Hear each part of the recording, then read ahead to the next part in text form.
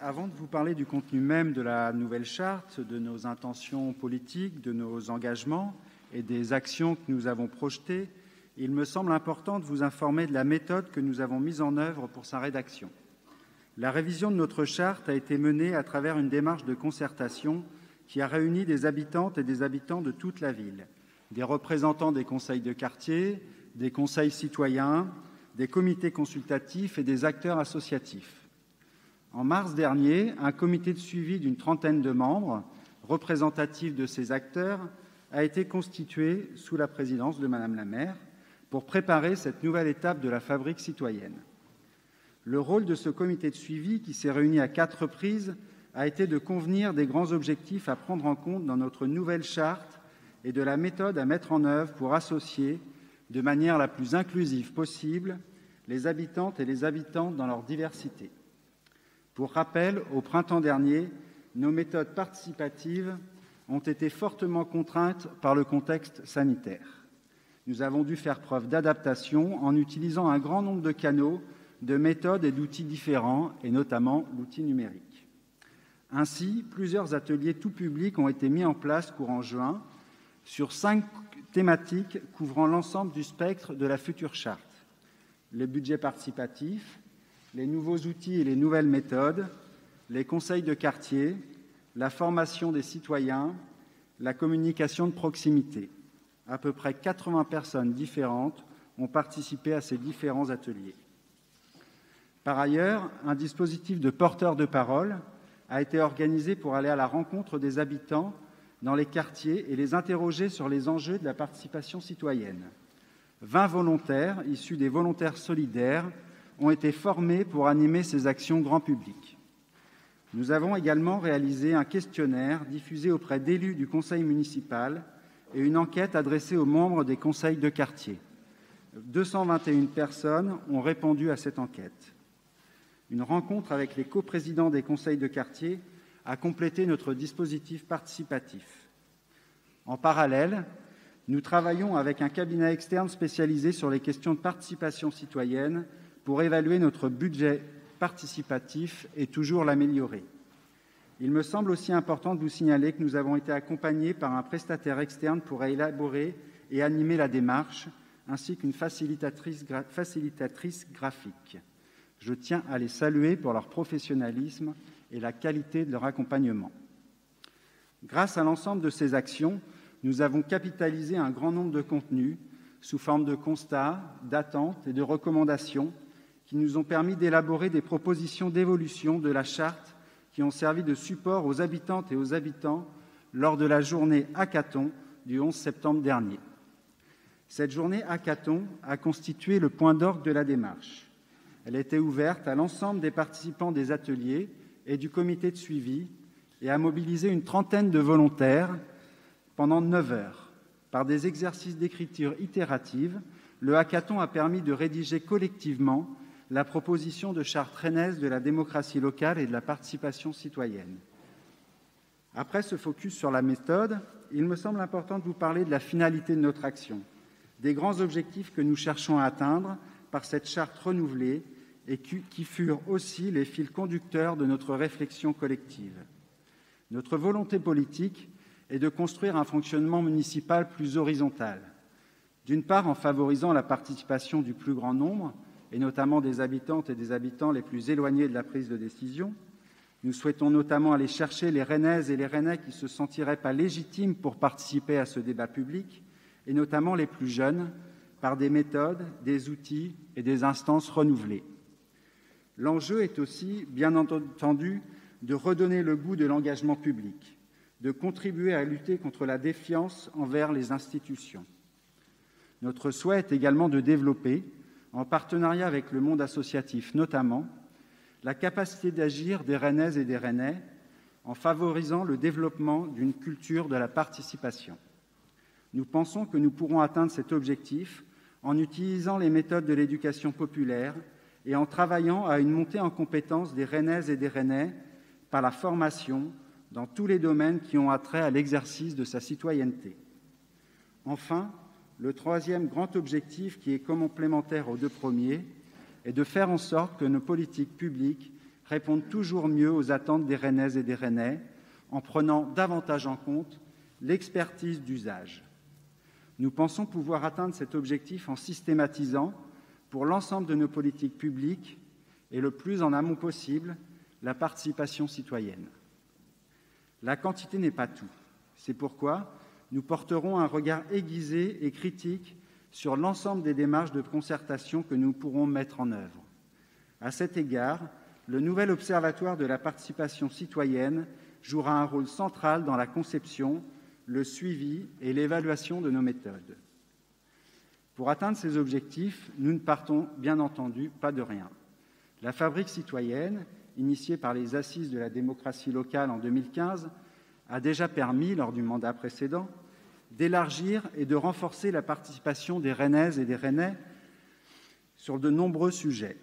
La mise en place du budget participatif, la démarche prospective Rennes 2030, la révision du plan local d'urbanisme, la création du Conseil local de la biodiversité et du Conseil du sport, par exemple, et j'en passe.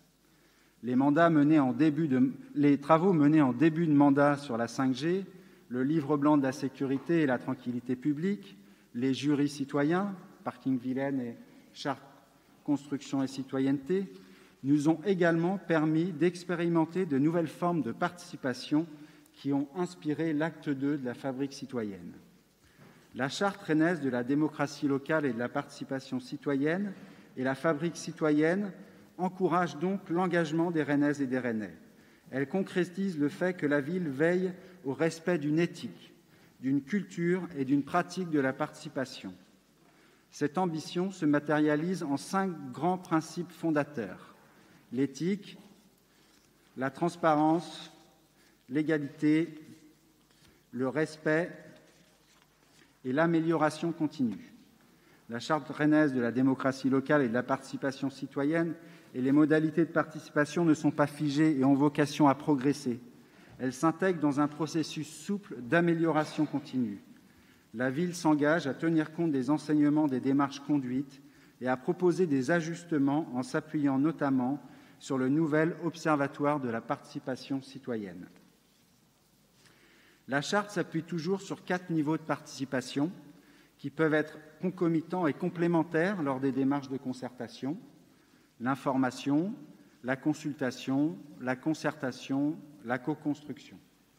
Dans la nouvelle Charte, nous apporterons une définition plus précise des notions de concertation et de co-construction. Dans la partie sur les acteurs de la participation, nous distinguons dorénavant les services et les élus.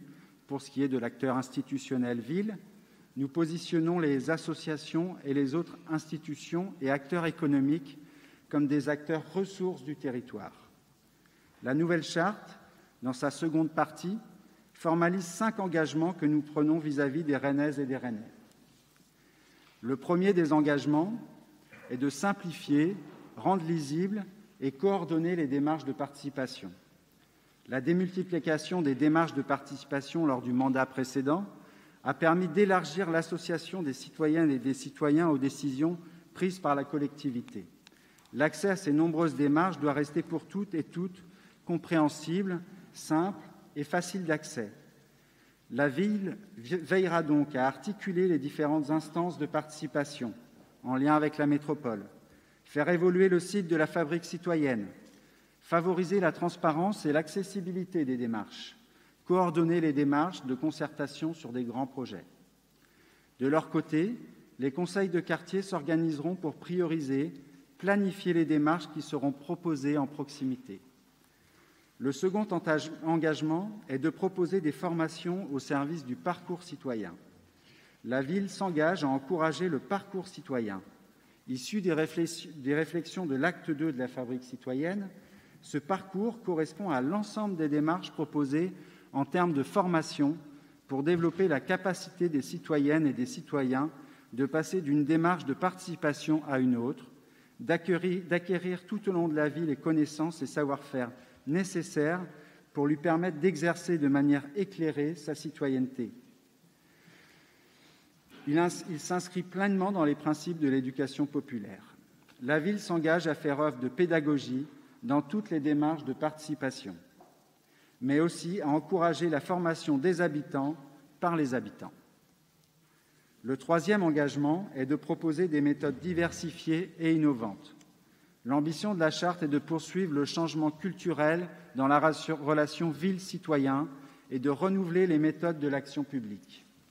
4 axes principaux seront développés pour atteindre cet objectif. La multiplication des démarches de terrain, la diversification des formats d'ateliers aptes à susciter la coopération, l'intensification des usages du numérique, le développement des échanges à une échelle territoriale sur les pratiques sectorielles. Le quatrième engagement est de mettre en œuvre les conditions pour faciliter la participation. La ville s'engage à porter une attention particulière aux horaires et lieux de réunion, à la signalétique, à l'accessibilité et proposer un mode de garde des enfants si cela est nécessaire. Assurer un accueil des participants de qualité, des lieux et configurations propices pour favoriser la mise en confiance et l'implication des habitantes et des habitants. Expérimenter les réunions hybrides en numérique et en présentiel. Concevoir des outils de communication et d'information accessibles, simples à comprendre, des invitations claires et précises. Concevoir un cadre de réunion favorisant la parole de toutes et tous, rappeler le contexte de la réunion, les objectifs, les modalités et les attendus de la rencontre. Varier les lieux de rencontre, développer le hors les murs, les temps informels, se déplacer sur les sites pour favoriser les échanges. Formuler et formaliser les conclusions du travail réalisé et indiquer les suites du processus de décision dans le cadre d'un droit de suite. Être attentif à l'accessibilité pour les personnes en situation de handicap. Nous nous engageons également à favoriser les initiatives citoyennes, grâce au budget participatif notamment, mais également au sein des quartiers ou dans les associations. La ville s'engage à réserver un accueil favorable à ces initiatives pratiques. C'est d'ailleurs tout le sens que nous souhaitons donner au groupe projet des conseils de quartier. Après ce volet sur les engagements de la ville, la troisième partie de notre charte précise le fonctionnement de nos outils et instances de participation citoyenne. Tout d'abord, l'Observatoire de la participation citoyenne, qui est une nouvelle instance que nous vous proposons de mettre en place rapidement.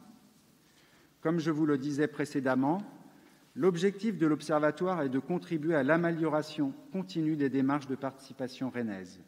Il a pour mission de veiller au respect des grands principes de la Charte et de leur application. L'Observatoire de la participation citoyenne est garant de la cohérence entre les différentes instances et les différentes démarches.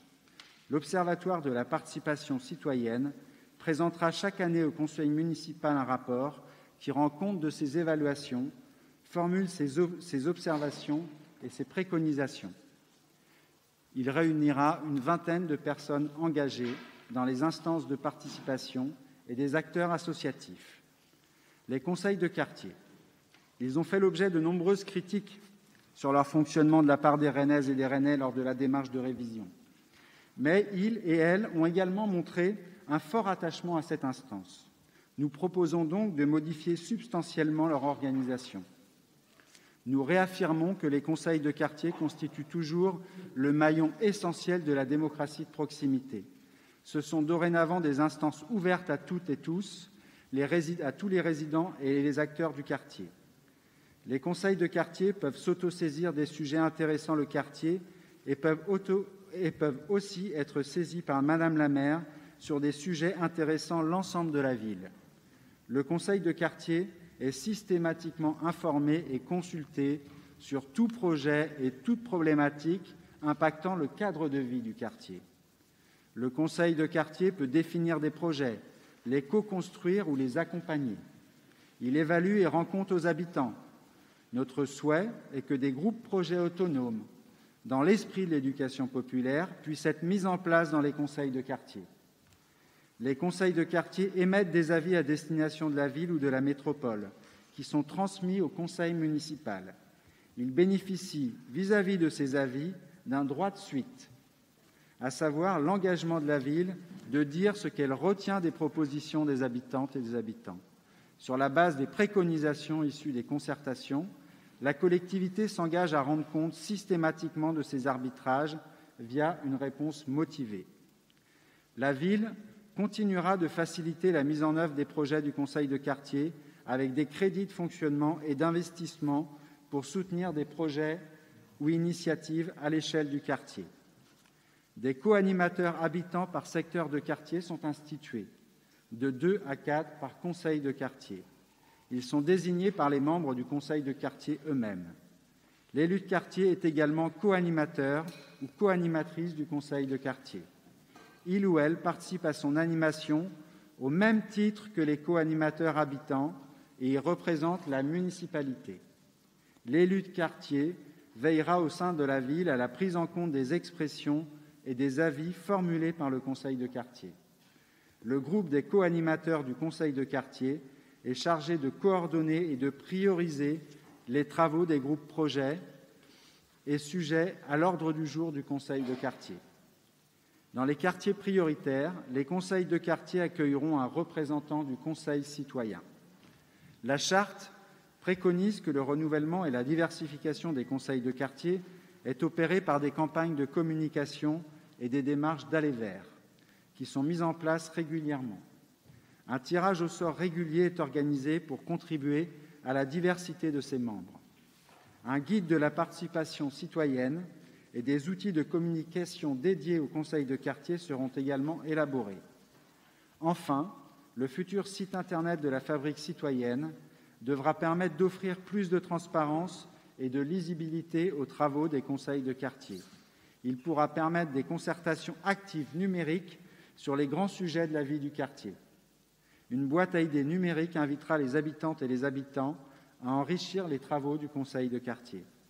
Une coordination des conseils de quartier sera mise en place pour assurer le principe d'amélioration continue par l'échange de pratiques notamment. Le budget participatif.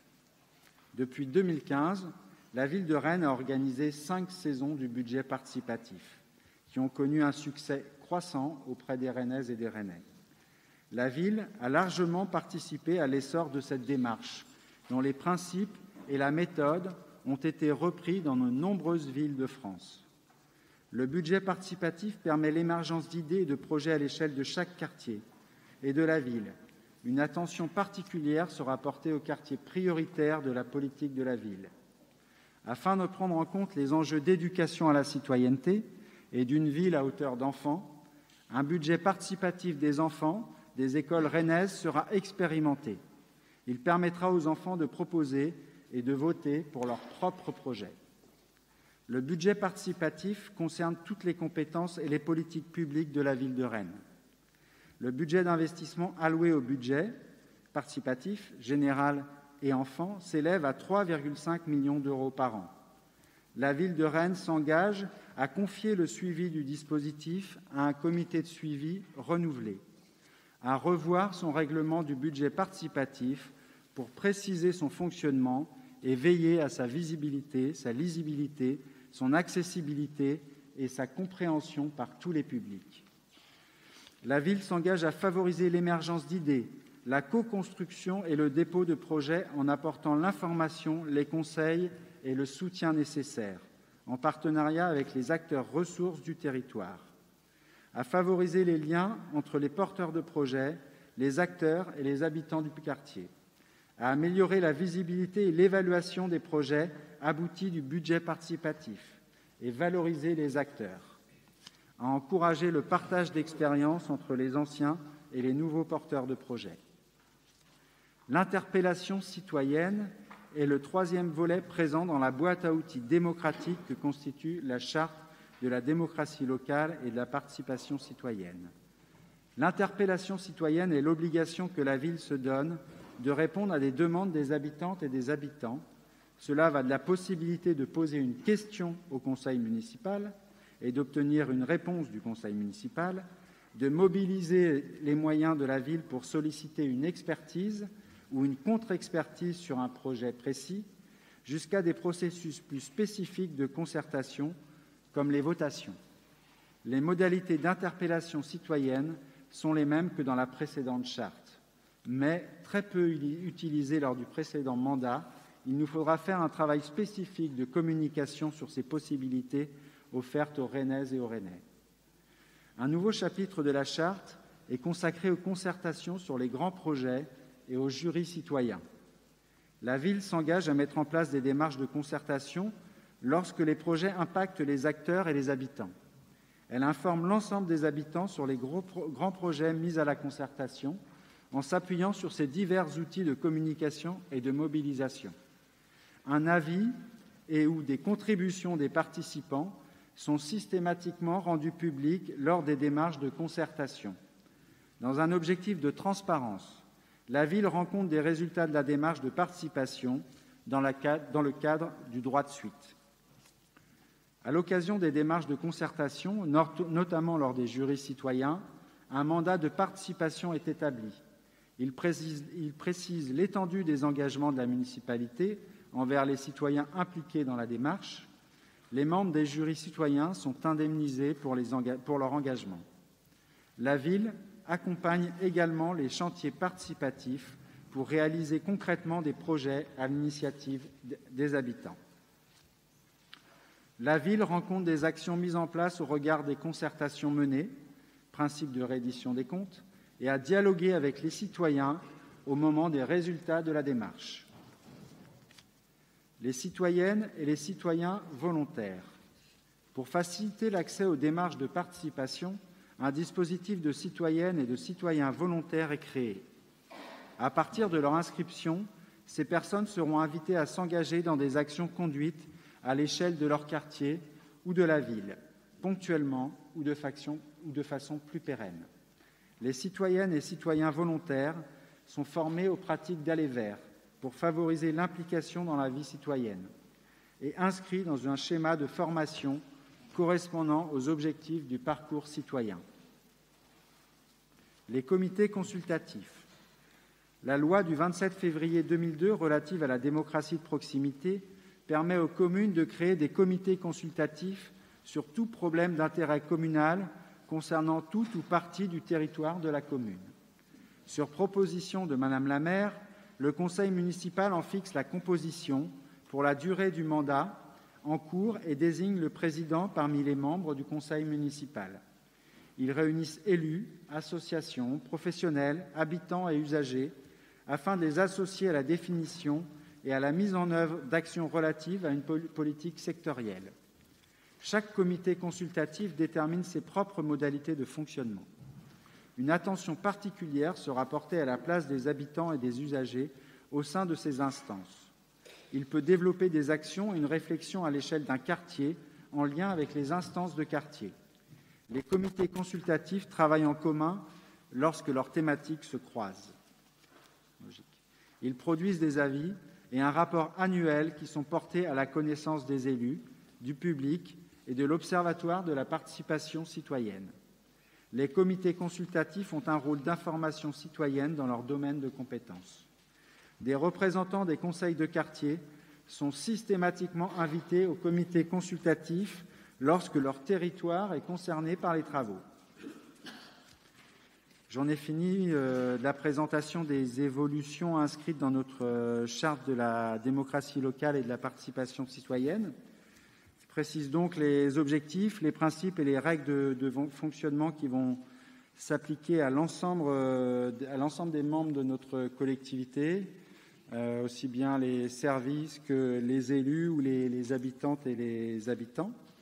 Donc cette charte est le fruit d'un travail collectif, comme je vous le disais en introduction, qui a mobilisé un nombre d'acteurs important dans un contexte contraignant, vraiment contraignant. Donc je tiens à remercier les élus et tout particulièrement les élus de quartier qui ont joué le jeu de l'expérimentation dans leur conseil de quartier l'année dernière et qui ont pleinement contribué à l'animation de la révision de la charte de la démocratie locale et de la participation citoyenne.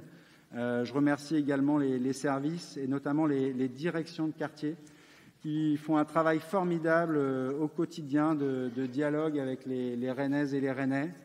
Et je remercie également le service communication et bien entendu les chefs d'orchestre de cette révision, le service de la participation citoyenne. Et je remercie également et surtout toutes les habitantes et les habitants qui ont contribué à cette démarche et qui se sont investis volontairement pendant de nombreuses heures et de façon très motivée. J'ai donc maintenant l'honneur de vous demander, chers collègues, de bien vouloir approuver la charte rennaise de la démocratie locale et de la participation citoyenne.